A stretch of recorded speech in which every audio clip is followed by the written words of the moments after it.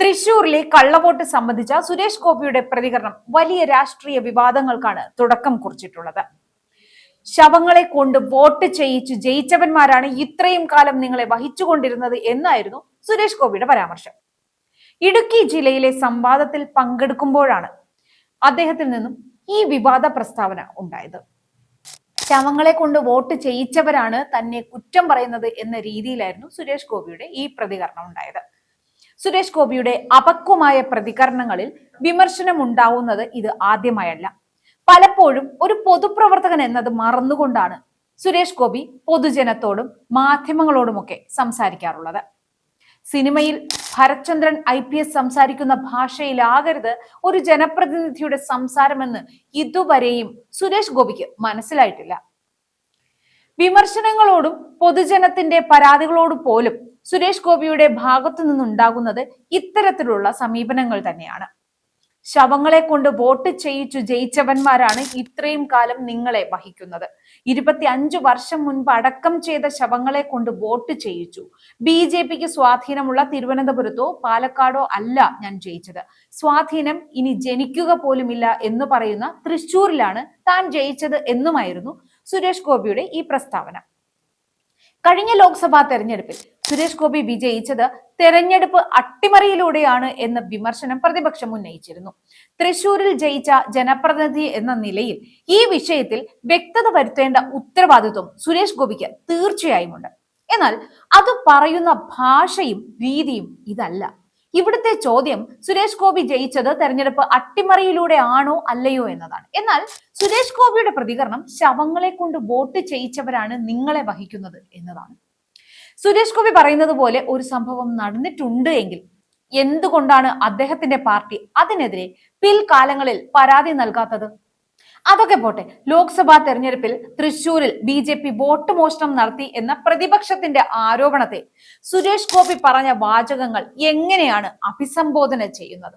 ഇവിടുത്തെ ചോദ്യം സുരേഷ് ഗോപി ജയിച്ചത് തെരഞ്ഞെടുപ്പ് അട്ടിമറിയിലൂടെയാണോ അല്ലയോ എന്നതാണ് എന്ന് ഒരിക്കൽ കൂടി ബഹുമാനപ്പെട്ട MP-യെ ഓർമ്മിപ്പിക്കുന്നു.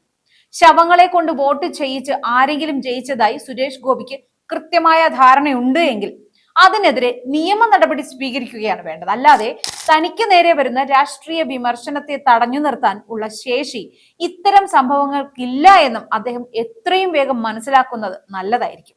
കഴിഞ്ഞ ദിവസം തന്നെ സുരേഷ് ഗോപിയുടെ മറ്റൊരു പരാമർശവും വലിയ വിമർശനങ്ങൾ ഏറ്റുവാങ്ങിയിരുന്നു. ഞാൻ കടപ്പെട്ടിരിക്കുന്നത് പ്രജകളോട് മാത്രമാണ്. രാജ്യസഭ അംഗമായിരുന്നപ്പോൾ ശമ്പളം കൈകൊണ്ട് തൊടാതെ ജനങ്ങളുടെ കഞ്ഞിപ്പാത്രത്തിൽ എത്തിച്ചുവെന്നും സുരേഷ് ഗോപി പറഞ്ഞിരുന്നു. നമ്മൾ ജീവിക്കുന്നത് 21ാം നൂറ്റാണ്ടിലാണ് എന്ന കാര്യം പലപ്പോഴും അദ്ദേഹം മറന്നു പോകുന്നുണ്ട് എന്നാണ് തോന്നുന്നത്. മനുഷ്യരെ പ്രജകളായി കണ്ടിരുന്ന രാജകാലം പോയി. ഏവരെയും പൗരന്മാരായി കാണുന്ന ജനാധിപത്യ സംവിധാനം ഈ രാജ്യത്ത് നിലവിൽ വന്നിട്ട് പതിറ്റാണ്ടുകൾ പലതായി. പ്രിയപ്പെട്ട തൃശൂർ MP, താങ്കളുടെ കനിവ് കാത്ത് കഞ്ഞിപ്പാത്രവും നീട്ടി നിൽക്കുകയല്ല ഈ നാട്ടിലെ ജനങ്ങൾ. ജനങ്ങൾ ജനങ്ങളാൽ ജനങ്ങൾക്ക് വേണ്ടി തെരഞ്ഞെടുക്കുന്ന സംവിധാനമാണ് ജനാധിപത്യം. ഇവിടെ പ്രജകളോ രാജാവോ ഇല്ല. പൗരന്മാർ ആർക്കു നേരെയും കഞ്ഞിപ്പാത്രം നീട്ടി കാത്തിരിക്കുന്നില്ല. ഇവിടെ പൗരന് ലഭിക്കേണ്ട അവകാശങ്ങൾ ഉറപ്പാക്കുക എന്നതാണ് ജനപ്രതിനിധികളുടെ പണി. ഒരു ജനപ്രതിനിധിയും അതിൽ കവിഞ്ഞ് ഒന്നുമേ അല്ല. ഒരു പൗരൻ എന്ന രീതിയിൽ സുരേഷ് ഗോപിയോട് പറയുവാനുള്ളത്, താങ്കൾ വിശാല മനസ്കതയുള്ള വലിയ മനുഷ്യസ്നേഹിയായി പ്രവർത്തിക്കണമെന്നൊന്നുമല്ല. ഒരു സാധാരണ പൊതുപ്രവർത്തകനായി പ്രവർത്തിച്ചാൽ മാത്രം മതിയാകും.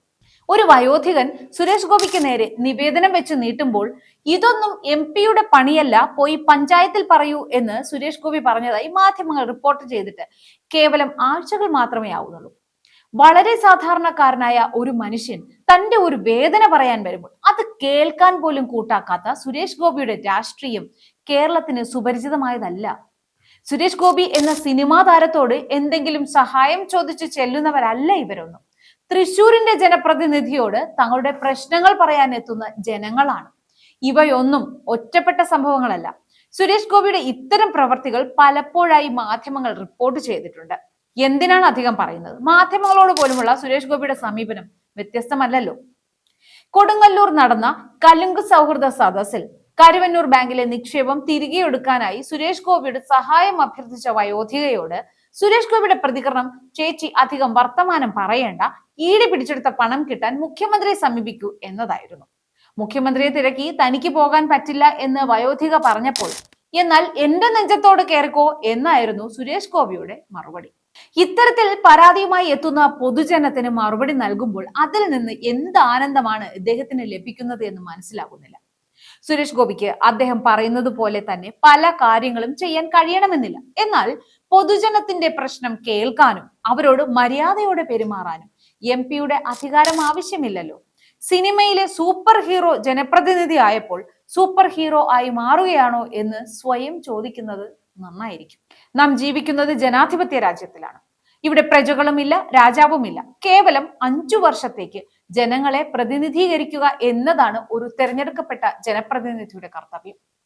അത് മനസ്സിലാക്കി അതനുസരിച്ച് ഇനിയുള്ള കാലം പ്രവർത്തിച്ചാൽ സുരേഷ് ഗോപിക്ക് നല്ലത്.